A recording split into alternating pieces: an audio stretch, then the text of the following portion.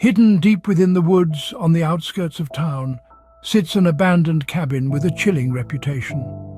For decades, its walls have echoed whispers of axe murders, violent deaths, and vengeful spirits.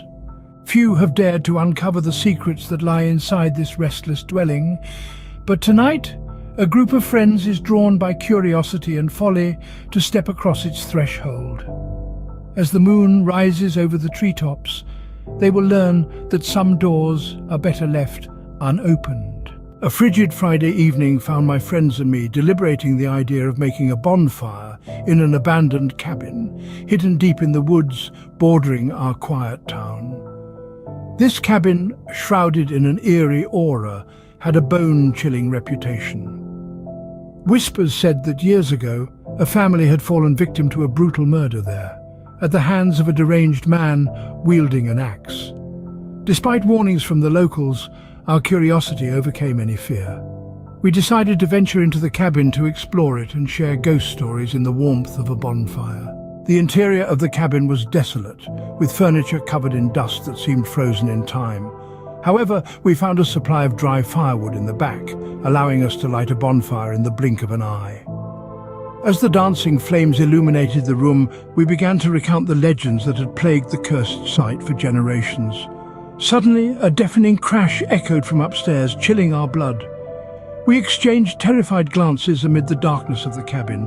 It was undeniable. Someone or something else was there with us. I grabbed a shaky flashlight and signaled for my friends to wait, while I ventured towards the mysterious noise on the second floor.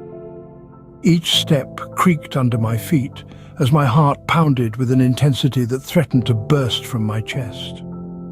Reaching the barren attic, I cautiously explored, but found no trace of another presence. Just as my thoughts sank into confusion, the door slammed shut behind me, trapping me in that dreary corner.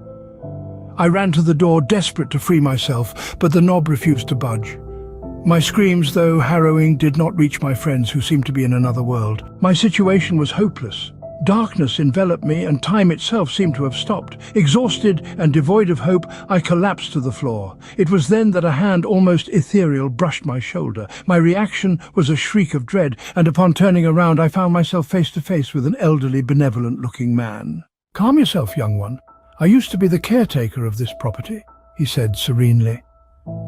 As I peered out the window, I spotted an ambulance parked outside.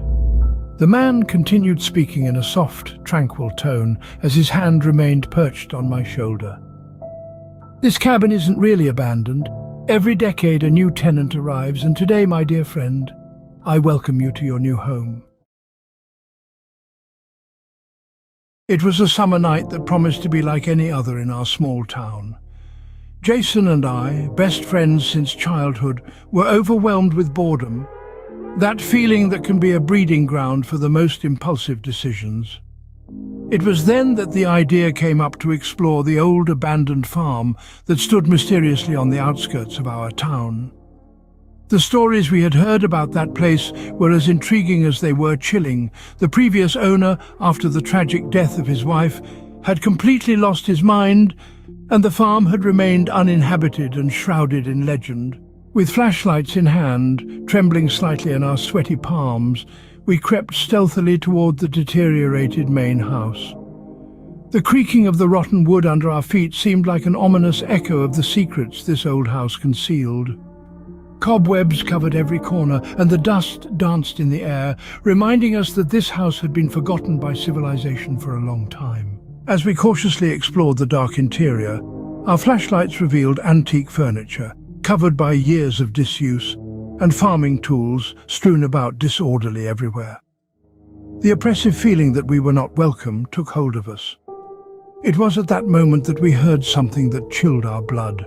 Footsteps upstairs. Jason, always the bravest of the two of us, suggested they could be caused by a trapped animal, but the footsteps echoed with a human weight, too ominous to be a simple rodent. Our hearts were pounding, but our curiosity drove us to climb the creaky stairs into the unknown. Gloom reigned in the hallway that stretched before us, and each step we took seemed like an echo of our own uncertainty. Finally, we arrived at an empty room, illuminated only by the faint light of our flashlights.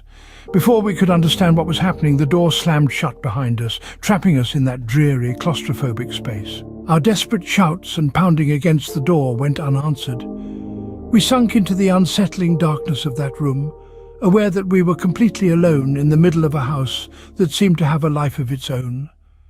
The hours passed slowly, and the clock struck midnight when finally, to our surprise, the door opened. The elderly grey-haired man who appeared in the doorway had a gaze that reflected dementia.